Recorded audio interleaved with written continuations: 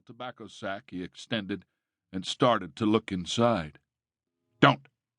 came the instant, sharp response from the visitor. Again, she had the icy feel of fear. Involuntarily, she bowed her head. "Yes, sir," she whispered, and scurried away.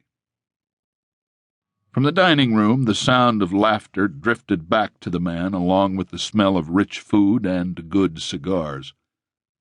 The housekeeper did her duty, handing the sack to her master and then rapidly excusing herself for the rest of the evening, on the pretext she was feeling ill and would be in her room until morning.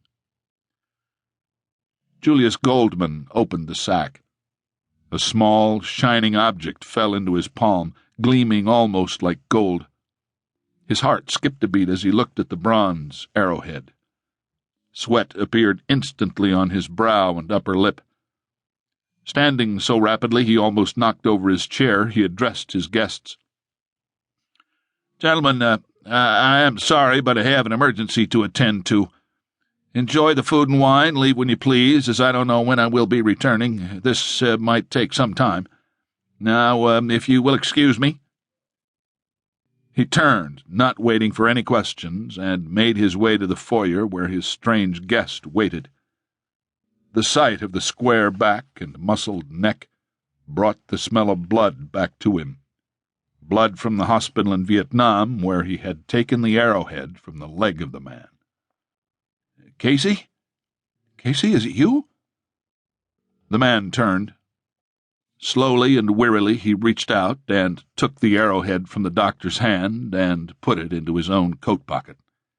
He smiled a crooked, almost shy grin. "Good evening, Doctor. It has been a while. When we last met, I meant to leave the arrowhead with you, but thought it would be a good calling card if ever I needed to see you again.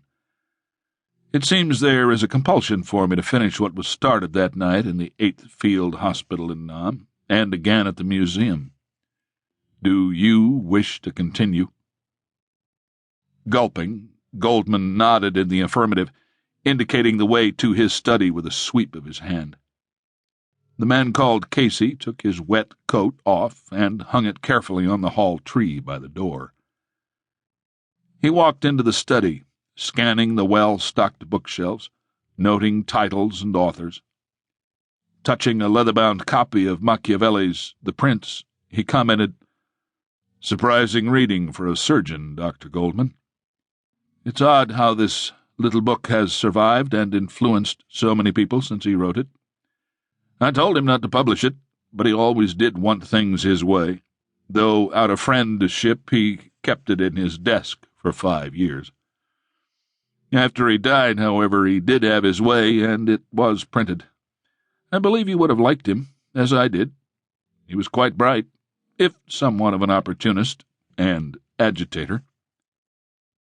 Goldman stuttered, then, clearing his throat, You knew him? You knew Machiavelli?" Casey chuckled deeply. "Yes, good doctor. It appears we need to refresh your memory. Here, sit down and be comfortable." The irresistible quality of Casey's voice froze Goldman to his seat, unaware that he had obeyed Casey's command. Casey faced him, his gray-blue eyes seeming to fill the room.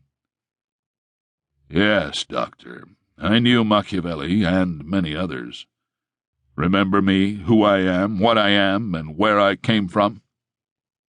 "That's right, doctor. Come with me, back again to where our story left off. Remember Jesus and the crucifixion?" Goldman was aware of nothing other than the compelling voice and eyes of Casey as they drew him out of his present reality and threw him back into another plane of being, one in which the man called Casey had stood at the foot of the cross of Jesus and driven his spear into the side of Christ. The crucifixion scenario flashed again before him, the storm and wind, the darkness, the terrible face of Jesus as he looked down upon the Roman soldier who had just driven a spear into his side, a Roman soldier named Casca, born in the reign